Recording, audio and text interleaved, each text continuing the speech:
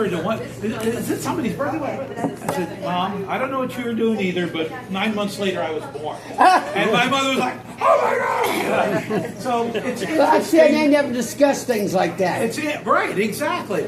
And it's interesting because today our whole society is screaming, you know, everything is oversexed, oversexed, oversexed. Right. But nobody talks about it. No. Why do we say everything is oversexed today and all of these billboards and all of this, but nobody talks about it? So I'm going to give you some statistics. Believe me, I kept this very, very, very, very clean, okay? I'm going to give you some numbers, but you old people. Because I'm 67 years old. I'm one of you, if you didn't know. Poor old man. Yeah. So, you're damn right I'm old and happy to be. Old as dirt. Many medical treatments can interfere with sexuality. American men spend more than $1 billion a year on medications to improve sexual function. Despite such frequent problems, fewer older men, only 38% of men and only 22% of women have discussed sex with a physician since age 50, researchers found. Okay? That'd be nuts. Men are more likely to do it because we have drugs that are available that we know work. Women? No. Not much. Not much. Turn on TV, getting your pill for the minute. Right. The guys take a pill, and there's lots of them. What's the most famous pill of all? The blue one, I guess. What's it called? That would be Viagra. Viagra. Okay, so let's talk about Viagra. Viagra was originally Heart developed problem. as a blood pressure drug. Yeah. And it's still used today for primary pulmonary hypertension.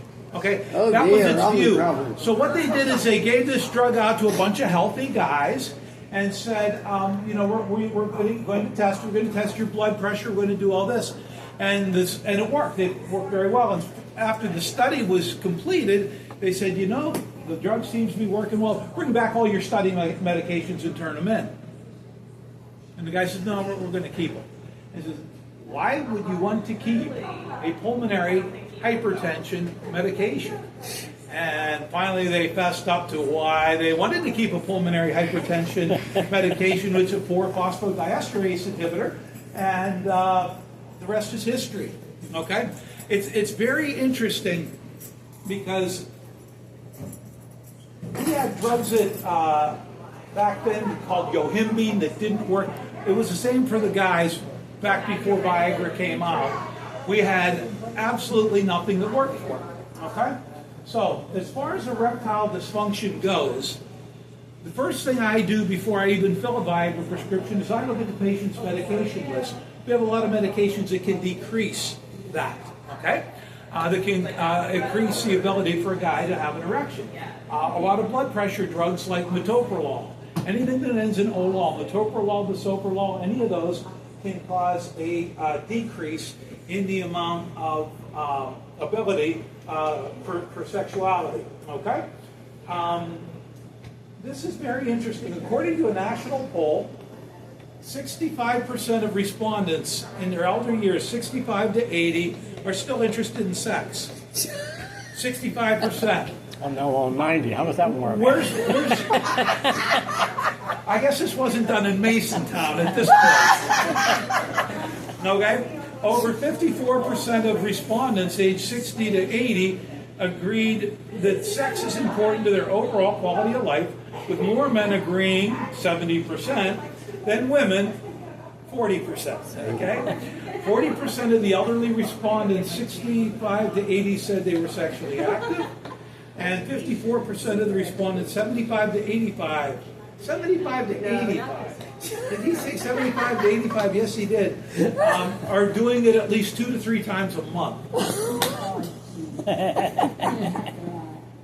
That's a lot. Again, this poll was not done in Masontown.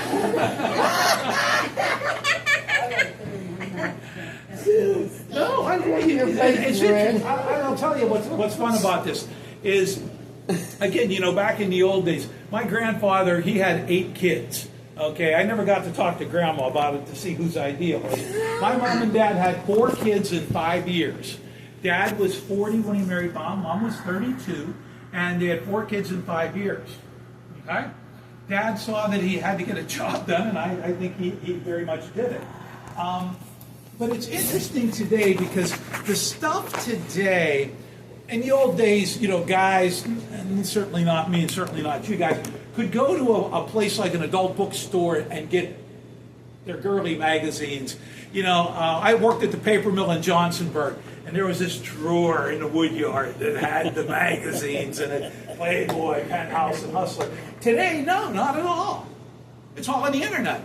Yeah. I can pull my phone out, and I do not have Pornhub on my phone, but if I did, I could say, so what do you want to watch here? We have hot, teenage homecoming queens, and here's another one, hot grandmas, and Oh my!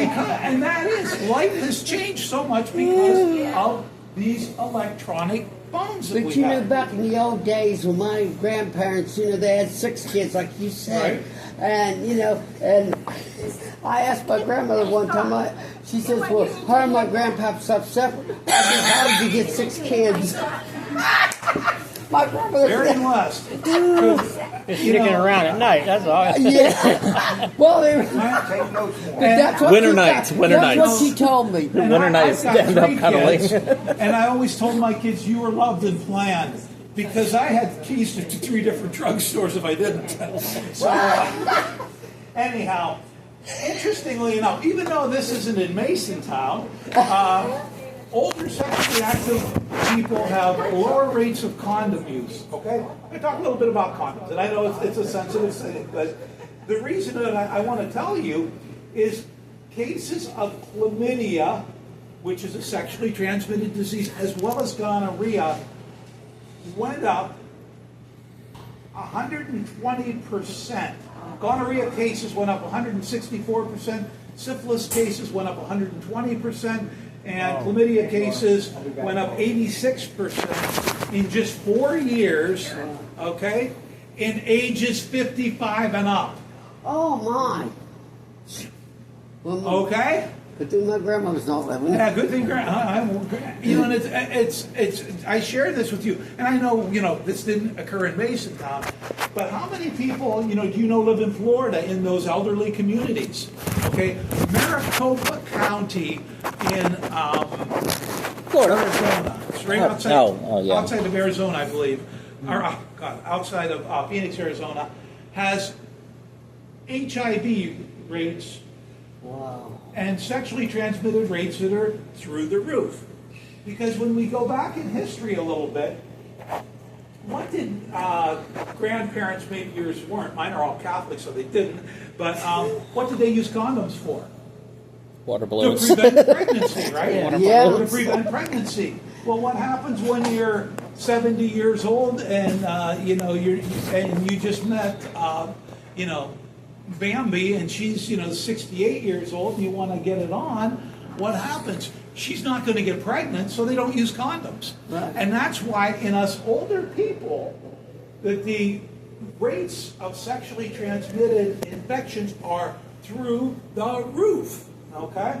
I'm And 56 years old. what's that? I'm 56 years old, so Well, you're not through the roof yet. If you're over 55, they're through the roof. Okay? Anybody over 55. I went through the basement. It is very, very fascinating, that we can talk about, because it's kind of fun that I get to talk about it, but I'm gentle and nice and all that. So again, I'm sharing all these numbers with you because life has changed whether we like it or not. Right, yeah. In the old days, you had to go to, say, an adult bookstore to get things like vibrators and those sexual Marital toys, aids. we would call them, okay? Marital aids. Right? And now where do you go? Go to Walmart. They're in a case at Walmart. They have vibrators. They have all kinds of woman stimulators there. I don't okay? go into them sections. Well, this is the section also. CVS has a that, whole section. Yeah, Why don't you go there? it has, CBS can keep them. it has condoms. It has feminine hygiene products, but it has things like that available. And the same, that's where the vaginal lubricants are. Okay, things like that. Again, probably not going to sell big in Masontown, but it is all part of aging. And as we see, well over half the population as we get older and older. I'm at the end of the baby boomers. I was born in 1958. 60 is the official That's number. the year my sister was born in 58. So in 58, so we're at the end of that bubble, and this is the largest bubble of people to ever occupy the United States. Okay, if you were born between 45 after World War II, between 45 and 60 is that 15-year period that it's this massive bubble. The good news is we are just pounding the hell out of Medicare now, right? Yeah. Because I have a Medicare card even though I still work. So I have my Medicare card. So we are going to get more and more expensive. And as we get more and more and more expensive, we're living longer. And because we're living longer, we have, again, half to 65% are still very much interested in sex. So this is why, when you go into a Walmart, you'll see these things. You will see those lubricants. Back in the old days, what did women use for lubrication? Anyone want to throw something out? No. What's that? I don't know. So, Soap? Hopefully not. Okay, what else? Hi. What else? Crisco. Crisco. They would use things like I'm vegetable serious. oil and things like that. Jeez. And today we do not ever recommend any of them. Vaseline was probably the one. Yeah, that would Vaseline, come yeah. most. God. Okay. And even to this day, we get giggles when we say Vaseline. But I never ever recommend Vaseline as a sexual lubricant because it's a nice greasy film. Well, what's wrong with that? It can trap the bacteria and especially yeast in between it. Right. So that's why we want to use things that are either water-based or silicone-based. So water-based are Astroglide. Astroglide. And you might have seen Astroglide before. It's our favorite at my house. Astroglide, there's a liquid and there's a gel. Baby oil? Baby oil, I don't like it because the problem with baby oil, first of all, is you can't use it with condoms.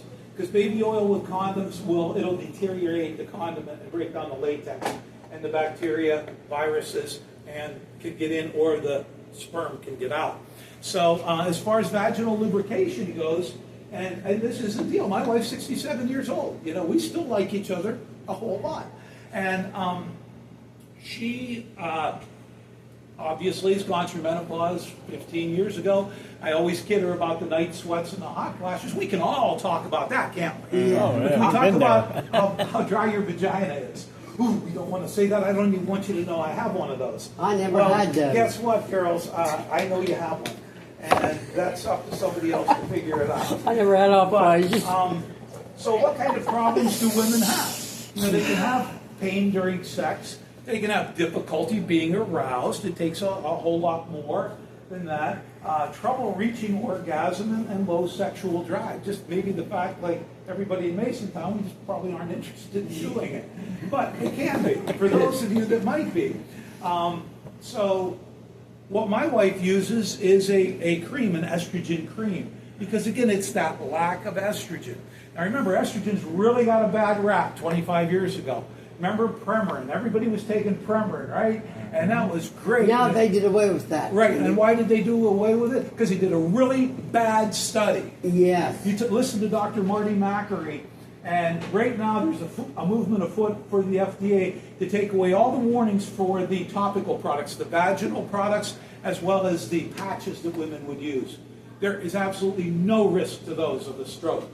Now, the study they did was bad because what they did is they started women on estrogen therapy after they were 55 years old. Well, many of them were through menopause already, and that did increase the risk factor. Whereas if you start an oral estrogen before menopause, or even what they call perimenopause, just as you're breaking into menopause, there's no risk. So it's going to be interesting to see what happens with that. But they are looking to take out the topical warnings. I'm doing a presentation tonight about this, matter of fact, on estrogen creams and things like that. So there's the Premarin vaginal cream is about $450 a tube, probably covered on your Medicare. But there's also another one that's available, Estrace vaginal cream, which is about $25 a tube.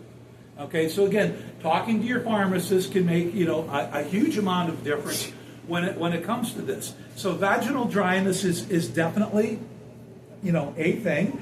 And using things like topical vaginal estrogen creams, there's no risk for a stroke. There's not going to be any risk for breast cancer, any of those things that originally we thought. Now you're looking at an old pharmacist. 45 years ago, we were buying Premarin in bottles of 1,000 at Top Drug and dispensing them like crazy. Dr. Friday, he wrote 90 tablets for every woman, and we had the happiest women in the world in Tyrone because they were all taking it.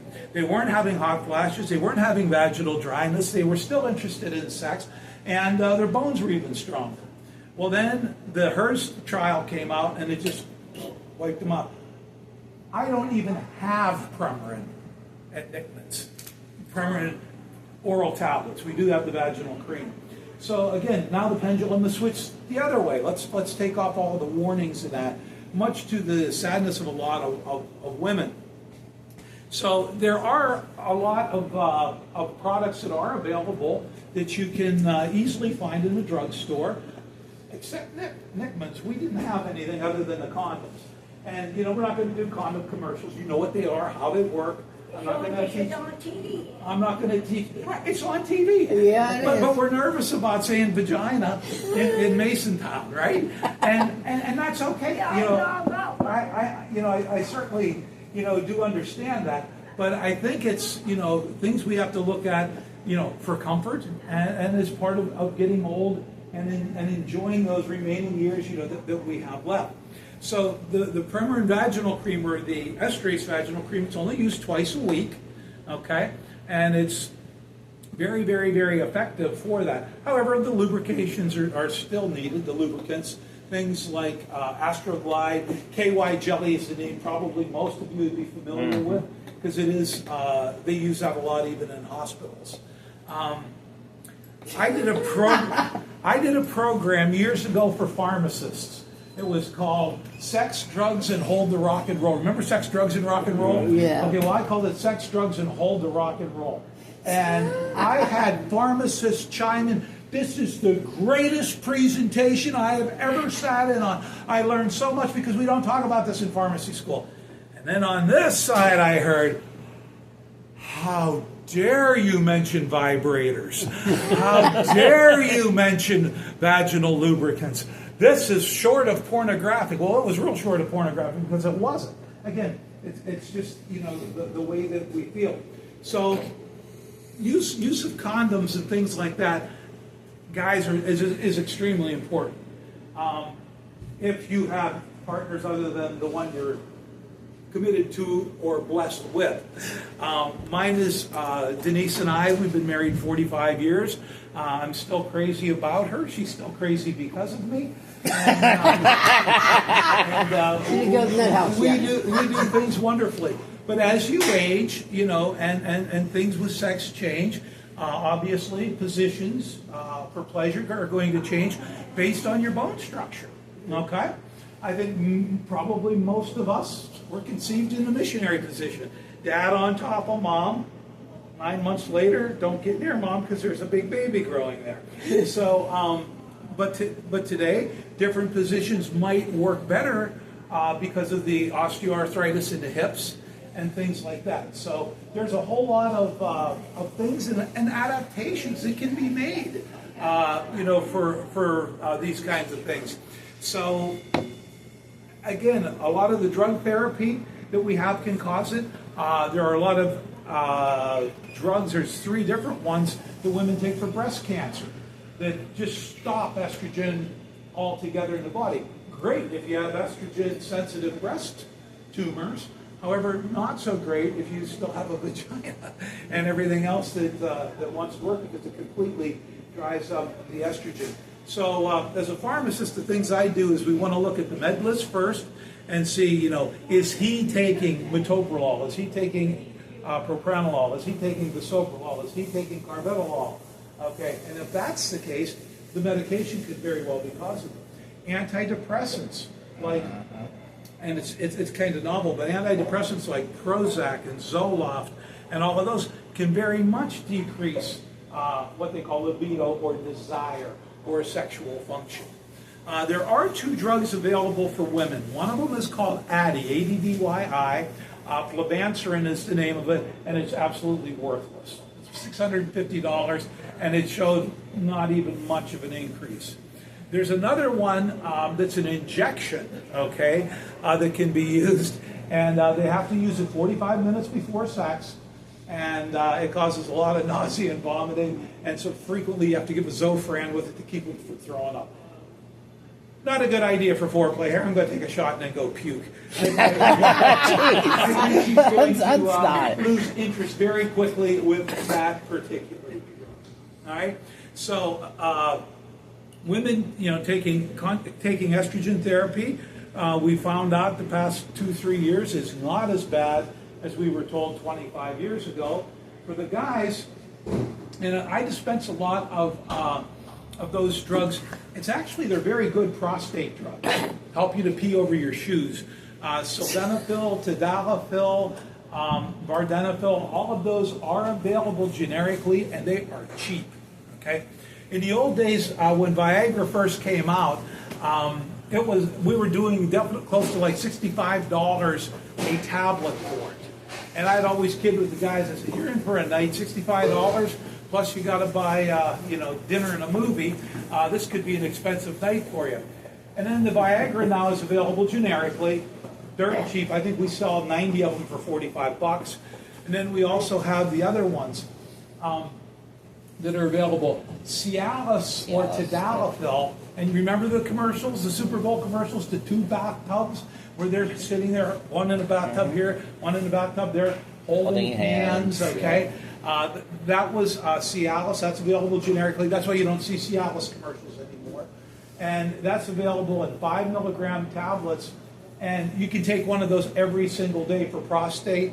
And it has some really nice side effects too, as you can imagine. So those drugs are very, very effective. And they're very effective for prostate. It does increase the amount of the volume that the bladder holds. And it also helps with the emptying of the bladder. Okay, not so much. Yeah. Sure. What about if you have stents? Can they use it? Okay, can you use stents?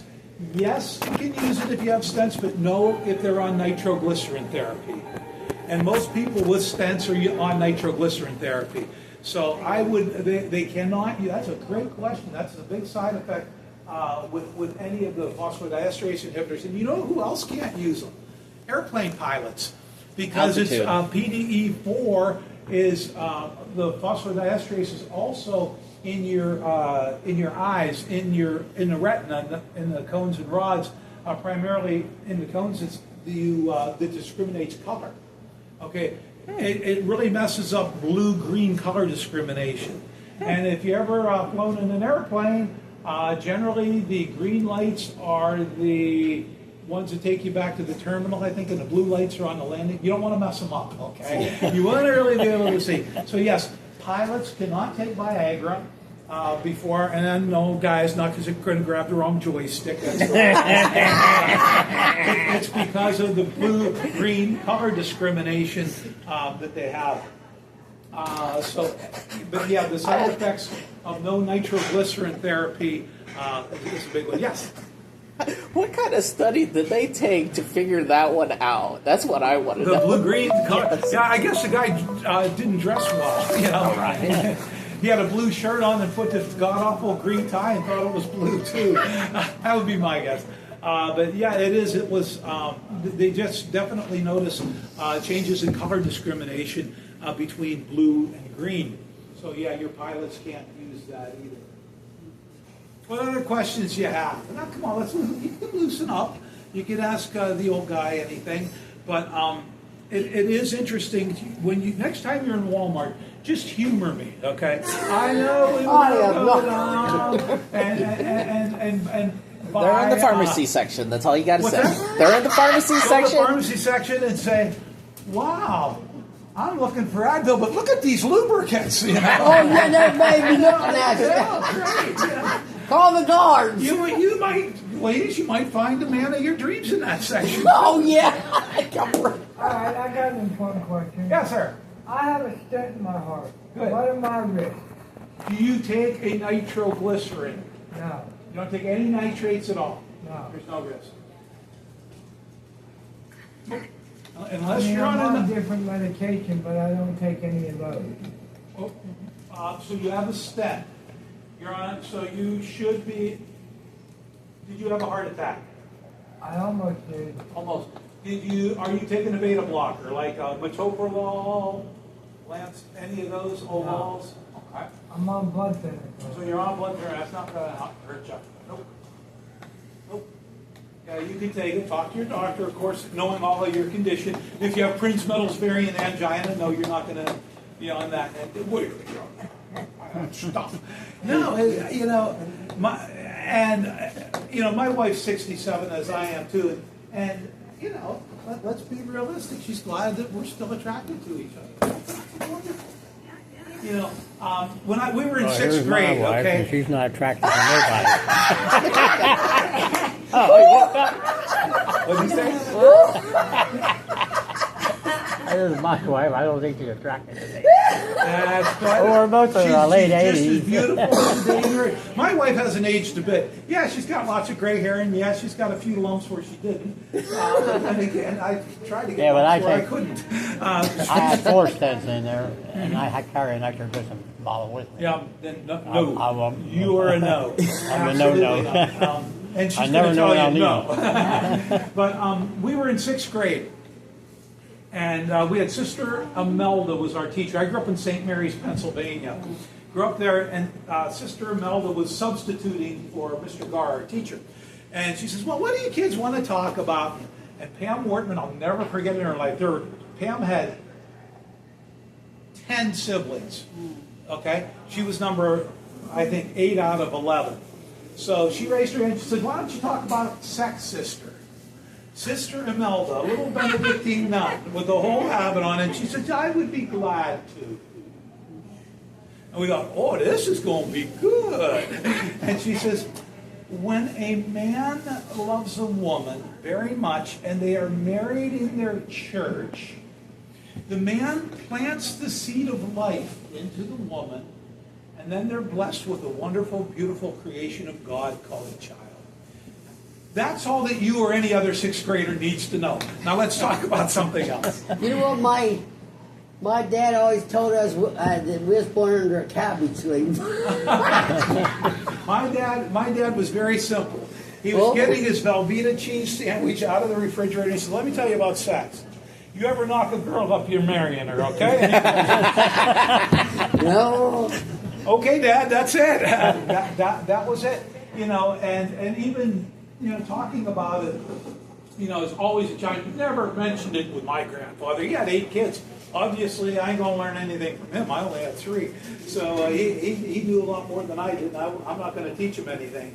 But it is just, it's how we all got here. Yep. It's what we're all doing while we're here, many of us. And we should always kind of be comfortable with it.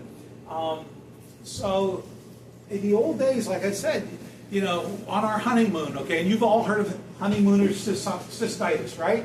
Or what do they, I think that's what they call it, honeymooner cystitis, where women would get frequent urinary tract infections from having sex for the first time. And I remember on our honeymoon, we honeymooned in Pittsburgh because we were poor. And we That's a good place. and spent the last 2 days in Smock, I guess because we were really poor. Didn't know Denise's family lived there, her grandma and grandpa. And we stopped and bought Ortho Personal Lubricant at Century 3 Mall. I'll never forget it, but now they're tearing down Century 3 Mall. And I said, They tore it down what now. memories, Century 3 Mall. And the Ortho, but now, and that was the only product back then. It was pretty much KY jelly that they sold next to the condoms. Now today, you'll see these things all over. So the 3 types of lubricants, oil-based, I don't like, okay, because they can predispose you to having yeast infections in the vagina. Don't like those. The water-based ones like Astroglide, KY Jelly, there's a whole bunch of them. They're all very, very effective, very available, and they're easy cleanup. And then there's another ones called the silicone ones. Silicone-based ones are very, very, very slippery, but they're messy, and they will stain like carpets, furniture, things like that. Yes. So don't recommend those, but they're very, very slippery. Yes, sir. Do you also recommend with or without spermicide? No spermicide. Don't use it. Don't. Really? And I'll tell you why I don't like spermicide. If your goal is to prevent new kids from coming along, you're much better off with other methods. Spermicides can cause a fair amount of irritation. This one actually does have spermicidal lubricant in it. Probably better than nothing, but not much. And one of the problems is, and I know nobody in here is gay, but we talk about it, especially for gay men, using condoms with spermicide increases the chance of HIV transmission. And the reason that is because it can cause a little swelling, I guess, or irritation. And I mean, if it's two guys doing it, you know where the other one's going. It can cause increased chance for HIV transmission. So we never recommend that. And I don't recommend it. I can't see any real benefit from it. But the plain ones are good as far as those. There's at least 4 different kinds now. I don't think we have them all at Hickman's. These are all classic reservoir. We have the latex ones. And then we have latex. And then we have latex. So they have latex, and then there's also polyisoprene, which are very, very, very thin, and they transmit heat very well. And then there's one that has these graphite fibers in it for increased strength. It's called ONE. I think it is ONE. And you actually have to measure your equipment to order it. Very, very big in the gay community, okay? Because they're a lot stronger, less likely to tear and break. And then there's polyisoprene, which are really, really sweet. And then the original ones are lambskin. I was about to say it's lambskin. Lambskin are okay for preventing pregnancy, but they're not okay for stopping disease transmission because the lambskin are just porous enough. They keep out the sperm from going out, but they won't keep the bacteria and viruses from coming in. So I don't like lambskin. I don't recommend those. I would, if I was using condoms today, and we don't, because I would go with, I'd probably go with the polyisoprene ones. Those are really, really nice to use. But there's some with graphene is the name of it, and that's part of the one condom. And again, you know, I'll be talking about it tonight with a bunch of pharmacists, and so it is. It's all part of what we really need to be talking about. All right, we got 20 more minutes. What else are we going to talk about, or any other questions? Yes, I love it. I love the discussion. Okay, what's the Stents. what would be best for him to use? Because they said not we can't. His doctor won't give him because of the stents. There really isn't anything that's effective. There really isn't. I just want to make sure he comes in Okay. But you know, and it is. It's, you know, it would have greatly affected him. And believe me, we're not doing it 5 times a week. Okay. You know, the honeymoon is well past that. You know, but this is another story my dad told me. Other than the getting to know who you cheats out of, you're not somebody ever going to marry him. He said this. What you do for a new couple is you give them a jar, and every time they have sex, the first year they're married, they put a bean in the jar. And then after 1 year, at their first anniversary, every time they have sex, they take a bean out of the jar. And he says, you'll never empty the jar. $1 in the jar every time, and then at Christmas, that's what he gets. Telling him how good his Christmas gift is. Oh! I'll have to talk to Mrs. Kreckle about that. I'll say, how about a 20? And so, yeah, that's a really good idea. But yeah, the beans in the jar, I think, are, you know, a really good story.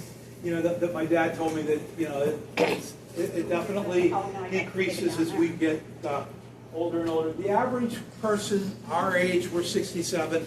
It's usually about once a week, 3 to 5 times a month is pretty much a frequency. Not quite, you know. And again, it's getting older, but there are other ways of having pleasure. And again, you know, those devices, I guess we could call them toys, but those types of devices are available. You see them at Walmart. On the internet, Facebook. They're what? You see that when you go. Oh, you'll see them all over. And, you know, things like vibrators. I mean, if you If my great aunt would see that stuff, you know what she'd do? She'd throw it in the creek. she'd throw it in the creek. Yes, my aunt was very religious. Oh, yes. And this isn't about being religious. No, Don't but that's you what I was, thought it though. was. Why do you think? Why do you think for 1 minute God gave you a clitoris? What did God give you a clitoris for? Huh? For one reason, right? To Pleasure. have children. Pleasure. Pleasure. He gave Well, you a she gets vagina. to. He gave you the vagina to push the kid out, but the button at the top of it that gives you such extreme pleasure is to give you pleasure. That's what it's Didn't for. have that, wouldn't be no sex. Exactly. You know, and that's why you know these types of it's part of our anatomy. It's all part Human of who we race are. will It was really funny. What caused me to write about the sex, drugs, and rock and roll for pharmacists, where we covered all the medications for erectile dysfunction and for low libido for women, and where we talked about the drug therapy. I was working at Dr. Gates' office in Altoona, and one of my PAs, her name is Sarah Midler, just as cute as a button. She's pregnant, no surprise why. She's gorgeous. So Sarah comes up to me and she says, Mr. Kreckle, I want you to review this chart for me. I said, well, what's the chief complaint? Chief complaint, anorgasmia. She couldn't orgasm. You know, she couldn't climax. And I said, oh, okay, Sarah. And so I'm looking at her med list, and Sarah turns as red as any blonde can turn. And I said, you know, Sarah, isn't this fun? That here we are, I taught you all of this pharmacology. I never saw you blush when we talked about anything, especially erectile dysfunction or whatever. You never blushed. Now you are as red as a bean. So I'm sorry, Mr. Kreckle. And I said, no, but this should be a good topic. So, you know, I reviewed the lady's charts, and we found out the medication she was on was decreasing her libido, or her desire for a man, would probably be easier language. And she said, so I put together this presentation, and again, it went off the charts, but 90% of the people just absolutely loved it because it's never talked about, and 10% of them said, oh my God, this is terrible. That man said vagina. How did you know I have a vagina? Because you are a well, that's a little harder, I guess, these days, too. But, all right, what other questions? I want to know how come people get infections so much. Eating vegetables. How did they get what? Eating infections. Yeast infection. Yeast infections. And Oh, kidney infection, bladder infection. no, yeast infections are real easy. I know that every time they give me a pill or something, I take that pill. I said, Yeast infections, you all have yeast all over your body. Everybody does. But you have lots of bacteria that keep that yeast in check, okay? And what happens is when we do things like take an antibiotic, it kills off all of the yeast, I can't tell about or kills off all of the bacteria to keep the yeast in check, especially lactobacillus. That's when the yeast could really overgrow, okay? Anything...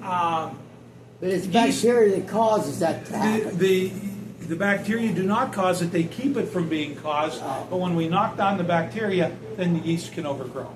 So we have lots of great drugs for yeast infections over the counter, topical ones, and then there's an oral one called diflucan, which I really, really, really like. Diflucan, you take one pill and you're done. But then the stuff that we have over the counter, we have 3 day and 7 They day. do nothing for me. They give me that. They didn't do nothing. Do you still have it? No, they're all gone. Okay, well, if it's all gone, then And something you more. also get kidney infection, bladder infection also. You can What get causes bladder- I that? tried to put pill on me. Is that a germ? Bladder infections are caused by E. coli. E. coli is the bacteria that you left with your poop in the toilet this morning. E. coli, very, very common. It causes 85% of all urinary tract infections. And again, a lot of it occurs in the younger crowd from having sex because of the transfer of the bacteria from the butt to, just the friction. They call it the friction of coitus. which is the rubbing together of sex, okay? It can cause those bacteria to get into the vagina. Back in the old days, women used diaphragms. You know, they were like a little spring-loaded thing that they stuck in their vagina to keep the sperm away. They don't use them much anymore, but those really caused a lot of urinary tract infections. They have really And antibiotics are good for certain different things. You need antibiotics for lots of infections. Yes. But and then as we get older too, and your estrogen decreases, when you have less estrogen, you have less glycogen. Less glycogen disrupts the balance of the bacteria in the vaginal area, and that can make it easier for you to have more urinary tract infections. We've had patients, I've had a couple of them, that they take an antibiotic after each episode of sex. They're told to take a nitrofurantoin 100 milligrams after sex, or a trimetsulfa single strength. If they have more than 6 urinary tract infections a year, then they take a therapy where they can just take it right after sex, or they can take it every day. Okay, any other questions? Now I'm going to go to Connell's. Yes, sir. All right, since we after, can you talk about Plan B or the morning afters? Like I said, Plan B, or is it a good idea for women, or is it not, No. or is it one of those? If If you're constantly using Plan B, you need to have Plan A in stock. Okay? And Plan A is preventive. I don't like Plan B, and there's a couple reasons why. You only have really about 72-hour window for it to be used. Plan B flies off the shelf in State College, Pennsylvania, after every football game. Okay, they're hooking up. Oh my God, and then they run down and buy their Plan B. Interestingly enough, when we bought the Rite Aid in California, PA, you would think there was lots of Plan B, but it didn't sell, which that's good. A lot of religions do not endorse it, and the reason that is because it prevents the implantation inside the uterus. I'm not a fan of Plan B. There's another one called Ella or Ulaprostal, and that's good for almost 5 days. But again, if you're using Plan B more than once, you need to use Plan A. You ladies all remember when birth control pills came out, don't you? In the early 1960s, they were very high dose. The way the doctors used to prescribe them was very interesting. They called it sizing. They would look at the woman. I don't want to look at any of you in particular, so let me look at my wife over here. Okay, maybe she wasn't, let's just say, kind of flat-chested, looked at her pubic hair patterns and said, she could use a little more estrogen, so they would give her a high dose. And then her sister, who's very voluptuous, they'd say, well, she's got lots of estrogen, we'll give her a low dose. Now today they start you on the absolute lowest dose, and then they increase the dose as needed based on whatever effects you have. If you're having breakthrough bleeding early cycle, you raise the estrogen. If you have breakthrough bleeding late cycle, then you increase the progestin and adjust accordingly. So you start low and then go up. But everybody needs to be on Plan A if there's any chance for it. And again, if they're just hooking up, we're seeing a lot of venereal diseases. We're seeing a lot of gonorrhea. We're seeing a lot of chlamydia, and syphilis is through the roof. Syphilis is the one. The other two, gonorrhea can affect you long term. There's no question about it. But syphilis is dangerous. It can cause meningitis. Syphilis can really affect kids. Can have what they call congenital syphilis, where they are born deformed because of syphilis. So, and the treatment for syphilis, interestingly enough, today is still penicillin. Yeah. Good old penicillin. It's a real. You get a shot in the backside. I don't feel too and it's shot. Almost like caulking compound. They describe it really thick and gooey. They say you do it once. You get one of those shots once, you're going to kind of change your way of moving. All right. Any other questions? All right. So HIV is another thing we worry about. I don't. HIV is one of the hardest diseases to catch. If you are monogamous, that means not fooling around. And other than that, it is definitely manageable. We don't have any HIV patients in Nickens.